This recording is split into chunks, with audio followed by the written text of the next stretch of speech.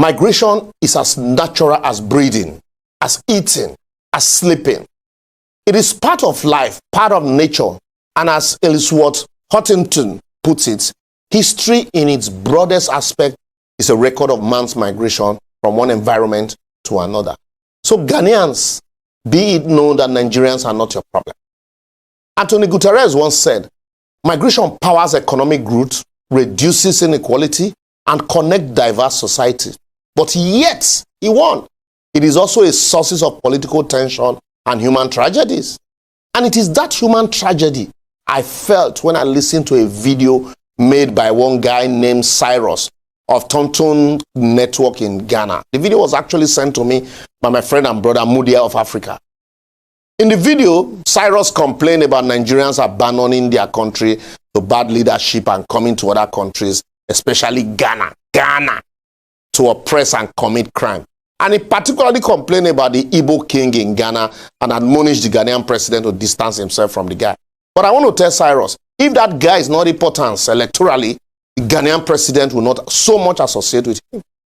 Even though Cyrus claimed to have loads of Nigerian friends, he could not hide his disdain for Nigeria as he spewed out lies, half-truth, and what have you about Nigerians, including our activists and our skit makers, which show that he's obviously jealous of them. Ordinarily, I no go respond to or blame people like Cyrus because our leaders put us for ground for people like him to the insult. But for posterity and for the hard-working Nigerians who are making a mark in all fields of human endeavor across the globe, there's need to respond, set the record straight, and raise their shoulders high. For the Bible in Exodus 23:9 said, "You shall not oppress the alien." You know well how it feels to be an alien, since you were once an alien yourself in the land of Egypt. Since Cyrus has forgotten, and probably, he don't know, and decided to paint all Nigerians with one brush because of the antecedents of a few bad ones, let me remind him that Nigeria was once home to Ghanians who were doing menial jobs here, including teaching. And we had many of them as friends, including coaching, Coach Tete. Maybe he has also forgotten how the military government of General Olusegun Obasanjo donated Peugeot cars to Ghanaian police force around 1977 and 1978. Whilst we agree that we have a lot of bad Nigerians everywhere, same way you have Ghanaians who are doing crimes outside of their country, we need to remind people like Cyrus that according to the Washington-based Migration Policy Institute, Nigerians are the most successful and educated immigrant group in Africa, in America. Maybe that's why it's beefing. Our Nollywood movies, our skit makers, our music artists are putting African positively in the world map, not just West Africa. Not to mention people like Philip Emegwali, our Chimamanda Ngozi Adichie, our Dr. Ngozi Okonjo-Iweala, our Professor Wole Soyinka, and whether she likes it or not, our Kemi Badenoch, and numerous mayors and members of parliament in UK, US, and Canada. Not even to mention the basketballers, footballers, including American football. And now, let me drive it home, because at the verse, the Ghana should remember why we choose to mention bad eggs. Let me remind him of the Nigerian banks and companies setting up shops in Ghana and providing employment opportunities for Ghanaians. Corporations like Zenith Bank, Access Bank, Guarantee Trust Bank, Fidelity Bank, and even fintechs like Flutterwave, Plenty Waka, Remis Capital Ventures Garden, Multigate Solutions, Sandbox Software, Bento Technologies, and Instant Payment Solutions. Not to talk of other smaller supply chains, and including sell side. I don't even mention people like Alhaji Aliko Dangote and UBA of Tony Elumelu, who is, raising entrepreneurs across Africa and creating billionaires. How about the millions of dollars Nigerian students are pouring into schools in Ghana to survive most of those schools, including some on hitherto unknown colleges? I don't even want to mention the hotels that Nigerians are patronizing there. And a few months from now, we're also going to Ghana to celebrate the African Bar Annual Conference. And Nigerians will be the highest number of troops there. See, Ghana that was so bad that they had to knock off some zeros from their currency they talk when others they talk. Anyway, I see maybe not because Ghanaian babes, they like Nigerian guys fast, because Nigerian guys, they burn cash for babe. Or maybe now our jollof rice, where they never see our jollof rice pass their own, and they made the guy the beef. Well, why not holding forth for the bad ones in our midst? Nobody is stopping the security agencies in Ghana from dealing with the crime and criminality in the country, irrespective of the nationalities of the perpetrators. So why the beef? It is the Idi Amin-like attitude such as this that is inhibiting the implementation of the African Free Trade Agreement. That is why somebody with a Canadian passport can travel into African countries, without visa. And an African is required to get a visa to go to African countries. I even remember as primary school students, we were meant to donate money for the black apartheid struggle in South Africa. And our government spent endlessly on that struggle. While our musicians like King Sonny Okosu fought for freedom to end apartheid in South Africa. And today South Africans self go to talk. Our government spent hard-earned money, including dollars, that would have been used for internal infrastructural development in our country. To maintain peace in West Africa through ECOMOG in Liberia, Sierra Leone, Congo. And we had a lot of refugees from these countries. We welcomed them with open arms, not because they are Nigerians, but because we are Nigerians and we are very accommodating. So no matter what you say, to date, Nigerians are still the most generous and accommodating people in Africa. Why it is not compulsory that the country of your birth must be the place of your abode all your life?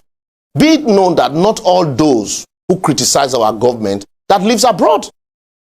Our awesomeness as a country makes us always want to, talk about the affairs of our country wherever we find ourselves. And majority of us are here in Nigeria, putting our government on its toes, as our agency like EFCC and ICPC are working tirelessly to eradicate fraud in our country. So face your small front and not use Nigeria to trend.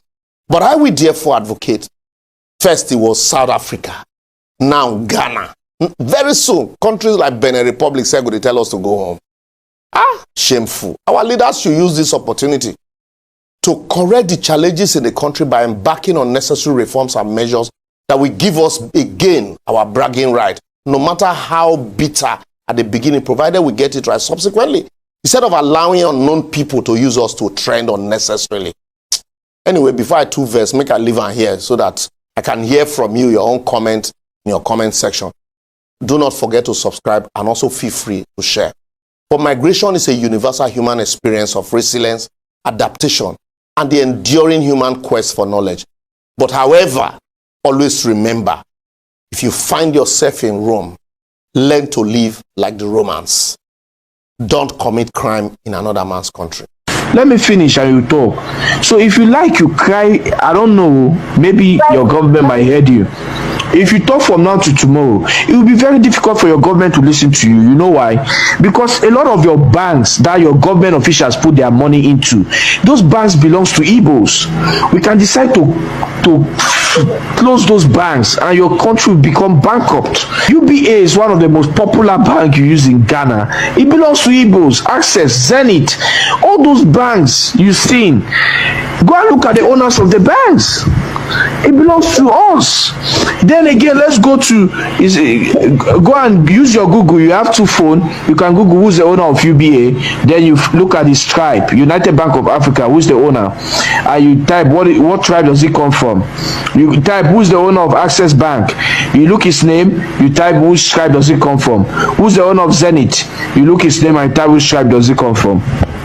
So then go again and look at the phone you guys use. The most used phone in Ghana is Technophone. Technophone is still produced by the Igbos. Infinix, Itel, still produced by the Igbos. I don't know, like how you think you can fight such people? Is it fighting? You don't have the economic power to fight the Igbos. If you want to fight the Igbos, you will need an economic power, not by one rich man. Yeah, you will need a collective of very rich communities to fight them, because we are into your economy already. Financially financing a lot of, let me not go into details.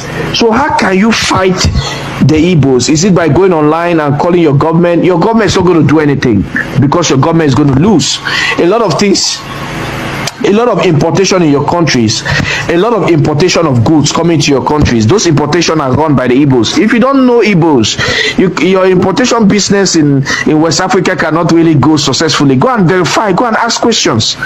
If you are not close to the Igbo business community, I don't think you're going to be able to import anything or to export and import as a business if you're not a government or official. So you should understand why your government cannot even come out to start to fight the Igbos. No, your government will not do that. No, if you cry from now till tomorrow, your government will keep mute because a lot of their money, Tony Elumelu. Look at this idiot that Tony Elumelu tonight being like hip hop man. This one is a Yorubamba. Anyway, I don't discuss Yoruba people. Yoruba people are very poor. Yoruba people should focus on building Ibadan. Ibadan, which is the capital of Yoruba people.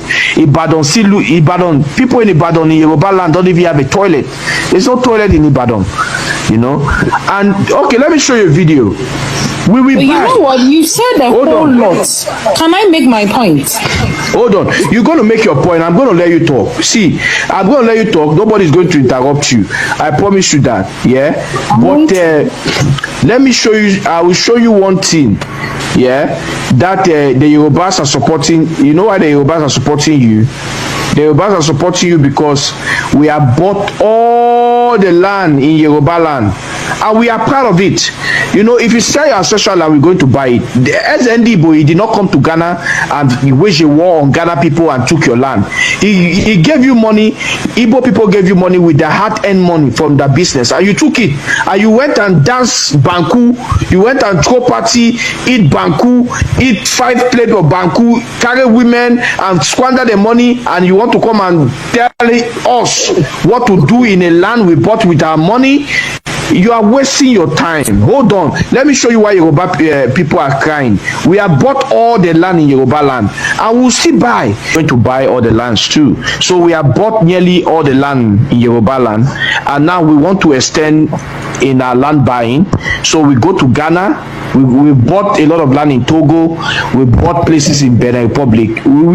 As it stands, what we are planning to do is to buy the whole of West Africa. And we will achieve it, we'll buy it. And you will sell because you don't have the economic power. You know, we're done with Nigeria in buying those lands. Half of Abuja belongs to the Igbos. We bought everything. More than 70% of Lagos belongs to the Igbos. We bought everything, you know, and we'll keep buying. We have to extend to other West African countries to keep buying. And you sell, we will buy. And all you can do is to cry about it. All right, Akua, go ahead. Make your submission. Go ahead. Finish what you have to say. Can I talk? Yes, go ahead. Akua, you have 1 minute. You have 1 minute. Round up. I even did a video yesterday lashing out at Nigerians like, can you not just go somewhere and stay peaceful? But in the comment section, we were educated by even people in Ghana. It's not like the guy said he wants to be king of Ghana. It's just within the Igbo community. And it's not done only in Ghana. It's not like even a king title. Do you understand?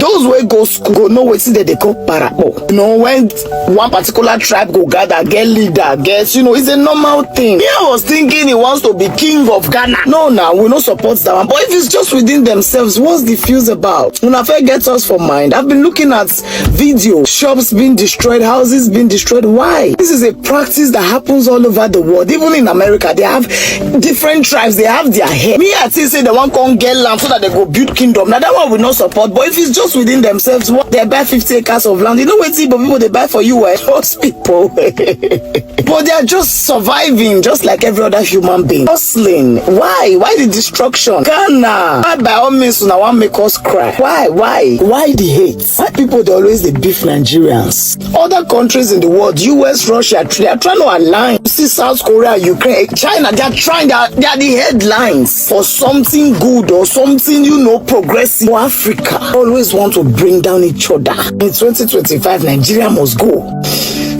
don't even know why the both presidents are not saying anything. It's as if say they select leaders where they Africa come Africa. See if we are cursed with bad leadership. Is it until it becomes bloody everybody will not sit up? Please, President John Mahama, President of Ghana, can you talk to your people? They say you are not even talking to them. You all keep quiet. But I say, Buhari, God, I beg, blood of Jesus. Sorry, I'm serious. President Tinubu, can you please call the president of Ghana? If people not seeing these videos, these are people's sweats now. Are we cursed in Africa? Now, citizens, can you please take a deep breath? We are not your problem. We are just hustlers like you. We are not your problem. I don't know why celebrities. It's okay. Tag Ghana blogs. Even know who added their tribe. How will they say they beg them for that side? Eh, Charlie? Have you not been that they talk Charlie? This is my video, self. Will anybody even see it? It's okay. Boss, Yorubas, because now it's affecting all Nigerians. You know, please stay safe over there. Don't fight with them, but don't let them kill you. Good night. Thank you for listening and God bless. They even said it's an old video, not even a recent video. I say, your rich Nigerian matter body could pepper everybody. Next life, never again. Good day to our viewers all over the world and welcome back to Local Journal. In the last few days, the internet has been set abuzz by the issue of this Igbo monarch in Ghana and the people of Ghana. And if we have been keenly following the news, we see how Ghanaian youths are asking Nigerians in Ghana to go back to their country. They are saying that enough is enough and that they no longer want Nigerians in their country anymore. And Nigerians has been causing so many harms to their economy and that Nigerians are even having the effrontery to drag their kingship title with them. Now, from everything these Nigerians have said in this video, we can see that it's spot on. Nigerians has contributed the whole lot to the economy of Ghana, and if the Ghanaians want Nigerians to go back home, of course Nigerians are going to go back home, but they should remember that we also have Ghanaians living in Nigeria here and nobody is asking them to go back to Ghana. Ghana has been at the forefront of Pan-Africanism. The late Kwame Nkrumah did everything he could to unite Africa, and his mentality and pursuit when Ghana had their independence in the 1950s was that Ghana would not be free unless other African countries, especially the West African countries, are free from their colonial masters.